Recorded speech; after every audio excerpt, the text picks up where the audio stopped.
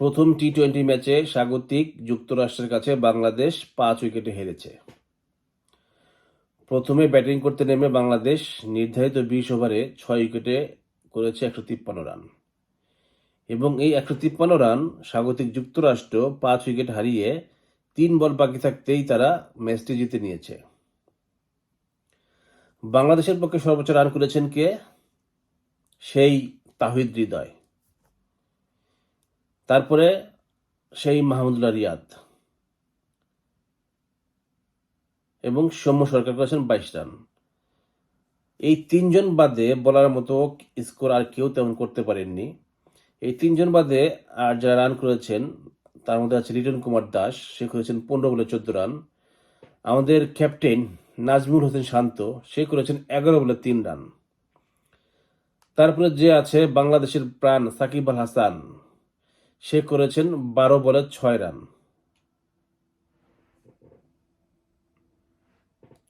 এই হচ্ছে বাংলাদেশের ব্যাটিং স্কোর কার্ড। সামনেই টি-20 বিশ্বকাপ। যুক্তরাষ্ট্রের মতো একটি দলের সাথে যদি বাংলাদেশের ব্যাটিংয়ের এই অবস্থা হয়, তাহলে তারা টি-20 বিশ্বকাপে শ্রীলঙ্কার সাথে খেলবে, তারপরে হচ্ছে সাউথ আফ্রিকার সাথে খেলবে, নেদারল্যান্ড আছে এবং নেপাল আছে। আমার তো এখন বিশ্বাস যে বাংলাদেশ নেপালের সাথে কি জিততে পারবে, কারণ এই নেপাল কিন্তু কয়েক সপ্তাহ আগে তারা যে ওয়েস্ট ইন্ডিজ তাদের দেশে গিয়েছিল 5 ম্যাচের একটি সিরিজ খেলতে, সেখানে তারা ওয়েস্ট ইন্ডিজকে তারা 2টি ম্যাচে হারিয়েছে এবং 2টি ম্যাচে কিন্তু তারা বিগ একটা স্কোর তারা চেস করে জিতেছে।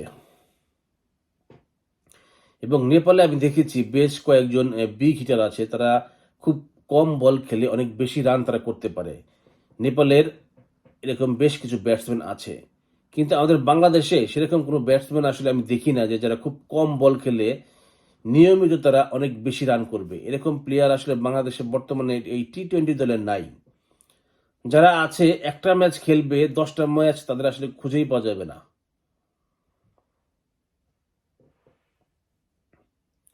তারপর দেখেন যে লিটন কুমার দাস, সে কিন্তু আসলে বিগত প্রায় 1-1.5 বছর যাবৎ সে এরকম যাচ্ছে তাই পারফর্ম সে করছে, তারপরেও সে নিয়মিত সে খেলেই যাচ্ছে। তাকে বাদ দেওয়ার মতো কোনো চিন্তা ভাবনা আসলে টিম ম্যানেজমেন্টের নাই। নাজমুল হোসেন শান্ত, সে বাংলাদেশের ক্যাপ্টেন, সে করেছে কত আজকে 11 ওভারে 3 রান। এই ক্যাপ্টেনকে নিয়ে কিন্তু আসলে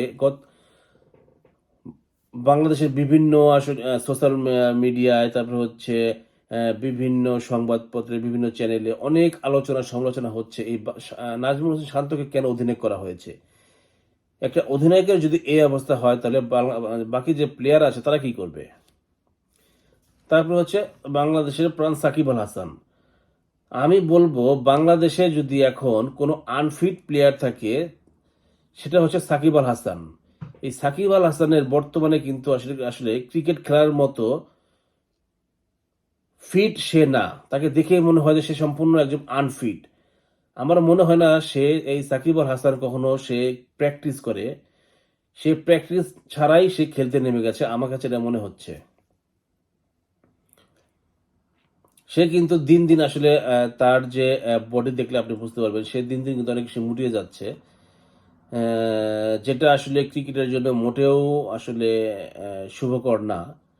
এই সাকিব আল হাসানের ফিটনেস নিয়ে অনেক কাজ করার বাকি আছে, যদি সে টি-20 বিশ্বকাপে ভালো করতে চায়। এখন আসেন বোলিংয়ের কথা। বোলিংয়ে আমাদের কি আছে? মুস্তাফিজুর রহমান, আমাদের ভরসার নাম মুস্তাফিজুর রহমান। এই মুস্তাফিজুর রহমান কি করেছে? প্রথম 2 ওভারে সে 9 রান দিয়ে 2 উইকেট লাভ করেছে। বেশ ভালো, অনেক ভালো বোলিং সে করেছে প্রথম 2 ওভারে। তো স্বাভাবিকভাবেই ক্যাপ্টেন তার উপরে ভরসা করেছে যে তার জন্য 2 ওভার রেখে দিয়েছে, যে সে 2 ওভার করে ডেথ ওভারে সে বাংলাদেশকে ম্যাচটা জিতাতে সাহায্য করবে। কিন্তু লাস্ট 2 ওভারে সে কি করেছে? লাস্ট 2 ওভারে সে 29 রান দিয়েছে, সেখানে সে কোনো উইকেট লাভ করতে পারেনি। মনে হয় যে এই রিশাদ হোসেন, সে কিন্তু ইন্টারন্যাশনাল ম্যাচ খেলার জন্য এখনো সে রেডি না। তার বোলিং নিয়ে এখনো অনেক অনেক অনেক কাজ করার আছে।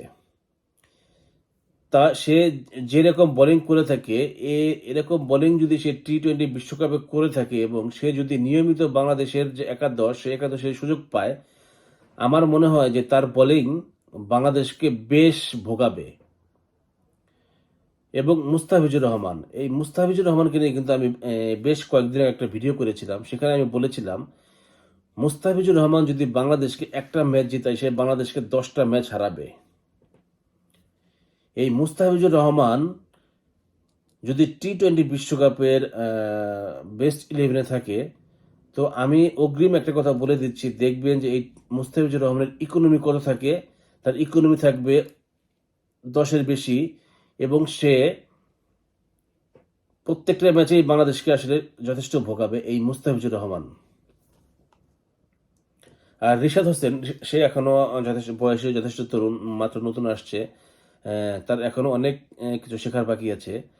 বাংলাদেশ টিম যদি চায় যে তাকে শুধু জাস্ট ব্যাটসম্যান হিসেবে খেলাবে, বিগ হিটার হিসেবে খেলাবে, সেটা খেলাতে পারে, কিন্তু তার বোলিং আমার মনে হয় যে বাংলাদেশকে যতটা দিবে তার থেকে অনেক বেশি ভোগাবে এই রিশাদ হোসেনের বোলিং।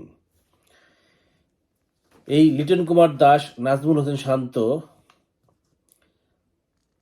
তারপর হচ্ছে রিশাদ হোসেন এবং এই মুস্তাফিজুর রহমান, এই চারজন আমার কাছে মনে হয় চারজন বাংলাদেশকে টি-20 বিশ্বকাপে যথেষ্ট ভোগাবে। এই চারজনের মধ্যে লিটন কুমার দাস, নাজমুল হোসেন শান্ত, তাদের আসলে বর্তমানে দলে থাকার কোনো যোগ্যতাই নাই। তারপরে আসেন কে? মুস্তাফিজুর রহমান। মুস্তাফিজুর রহমান আসলে সে এখনো খেলে যাচ্ছে, তার যে অতীতের যে পারফরমেন্স ছিল সেই পারফরমেন্সের সুবাদে সে এখনো খেলে যাচ্ছে। তো আর কতদিন খেলবে আমি জানি না। এখন টিম যে ম্যানেজমেন্ট আছে তারা আসলে কি বুঝিয়ে আসলে এইসব প্লেয়ারকে দলে নেয়, আমি আসলে একদম বুঝতে পারি না। তো দেখা যাক যে বাংলাদেশ পরের ম্যাচে কি করে।